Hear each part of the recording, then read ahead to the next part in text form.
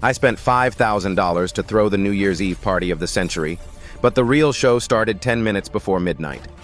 It starts with me finding my boyfriend and my maid of honor in a compromising position in my own guest bedroom, escalates when I realize they've been planning to leave me for months using my own savings account, and ends with me hijacking the midnight countdown to show a forensic montage of their betrayals to every single person we know.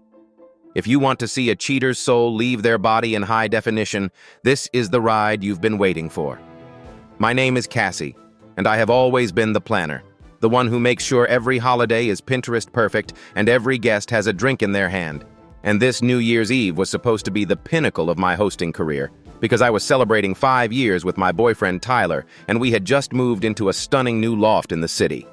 I had spent weeks coordinating the catering, the DJ, and a massive digital countdown clock that was projected onto the main wall of the living room, and I had invited over 100 people, including Tyler's entire family and our shared friend group, because I honestly thought Tyler was going to propose at midnight. He had been acting secretive for weeks, hiding his phone, whispering in the other room, and constantly checking his bank account. And my best friend Sarah, who was also my business partner, had been helping me plan the surprise by taking Tyler out for secret shopping trips to find the perfect ring, or so I thought. Looking back, the forensic signs were everywhere, but I was blinded by the holiday spirit and the sheer density of my own trust in the two people I loved most in the world. As the party hit its stride around 10:30 p.m., I noticed that Tyler and Sarah had both been missing for about 20 minutes. And when I asked Tyler's brother where they were, he gave me a weird, shifty look and said he thought they were in the kitchen checking on the ice. I went to the kitchen, but it was empty, and a cold prickle of intuition started to crawl up my spine as I noticed the door to the guest bedroom, where we were storing everyone's heavy winter coats, was slightly ajar, and the light was off.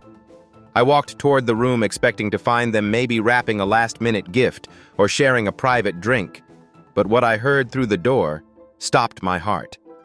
It was Sarah's voice, clear and giggling, saying, "I can't wait to see her face when we tell her we're moving to Florida next week," followed by Tyler's voice laughing and saying, "She's so obsessed with this party she hasn't even noticed the $10,000 missing from the joint account yet."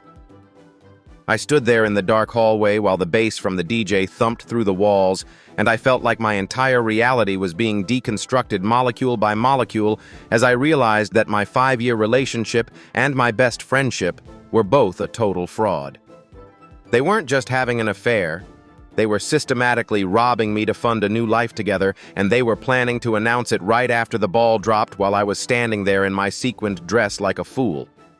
I didn't burst in, and I didn't scream because a strange forensic calm took over my brain, and I realized that if they wanted a big announcement, I was going to give them one that would permanently delete their reputations. I quietly walked back to the DJ booth, where the DJ was a close friend of mine, and I told him there was a change of plans for the midnight montage. I handed him my phone, which was already synced to our home security system, and our shared cloud storage where I knew Tyler backed up his messages, and I told the DJ, "When the clock hits 11:50, I want you to cut the music and play the folder labeled New Year Surprise on the main projector." The DJ saw the look in my eyes and didn't ask questions. I spent the next 20 minutes circulating through the party smiling at Tyler when he finally emerged from the bedroom, and even hugging Sarah while my skin crawled with the knowledge of what was about to happen. I watched them exchange a secret look across the room, a look of smug superiority from two people who thought they were the smartest predators in the room, and I realized that the countdown wasn't just for the new year, it was for the end of their lives as they knew them. At exactly 11:50 p.m., the music cut out and a spotlight hit me as I stood on the small stage I had set up for the proposal I thought was coming, and I saw Tyler and Sarah move to the front of the crowd looking excited because they clearly thought I was about to give them a glowing tribute.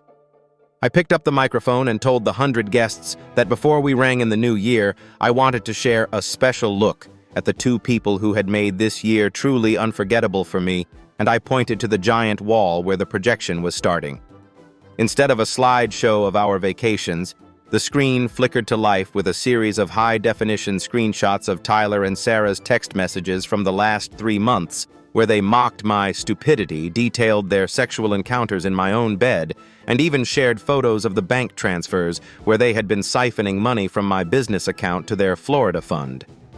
The gasps from the crowd were like a physical wave, and I watched Tyler's face turn from a smug grin to a mask of absolute horror as he realized that every single person he knew, his parents, his boss, his brothers, was currently reading his most private and disgusting betrayals in 20-foot-high letters.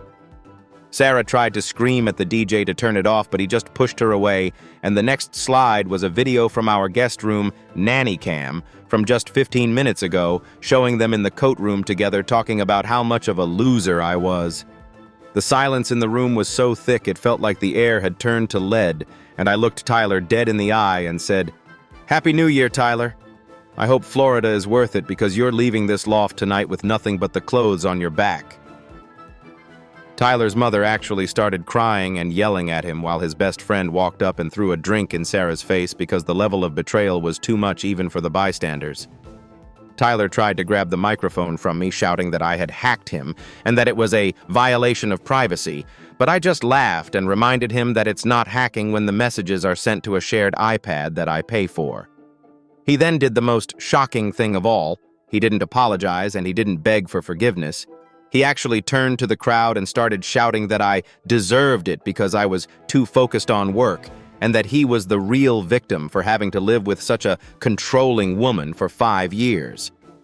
The sheer audacity of his narcissism in the face of total exposure was the final forensic proof that he was a sociopath, and as the crowd started booing him, I signaled for the 2 off-duty police officers I had hired as security for the party to come forward. I told them that I wanted Tyler and Sarah removed from the premises immediately, and that I would be filing a formal report for the $10,000 theft in the morning. The proposal stage became a crime scene as Tyler and Sarah were escorted out of the loft in front of all our friends, and the last thing Tyler saw before the door slammed was the countdown clock hitting 0 and the entire room cheering for his departure instead of the new year. I didn't stay to party. I spent the first hour of the new year with my lawyer on the phone, freezing all the accounts and changing the digital locks on the loft and the business, while Tyler's parents stayed behind to apologize to me for the monster they had raised. It's been 3 months, and the fallout has been a total scorched earth victory because not only did I get my $10,000 back through a legal settlement, but Tyler and Sarah were both fired from their jobs because their employers didn't want to be associated with people who were publicly exposed as domestic thieves and liars. Sarah tried to sue me for emotional distress regarding the projector reveal, but my legal team presented the evidence of her embezzlement from our business partnership, and she ended up losing her professional license instead. They moved to Florida anyway, but they did it with no money, no friends, and a reputation that follows them every time someone Googles their names because the video of the NYE reveal went viral in our city's social circles. I've spent the last few months doing a total audit of my life, and I realized that the perfect life I was planning was just a cage built by 2 people who wanted to use me as a ladder, and I am more successful and happier now than I ever was with Tyler. I'm starting this year with a new business partner, someone with actual ethics, and a home that is finally free of the toxic energy of a man who thought he could play me for a fool. This New Year's Eve didn't end with a ring, but it ended with the greatest gift of all, the truth. So what do you think? Was I right to publicly humiliate my boyfriend and best friend on a giant projector in front of 100 people, or was the midnight montage a step too far even for a double betrayal? Let me know in the comments below. Hit that like button if you think Tyler and Sarah got exactly what they deserved for their Florida fund, and don't forget to subscribe for more daily Reddit tales of betrayal and justice. See you in the next one.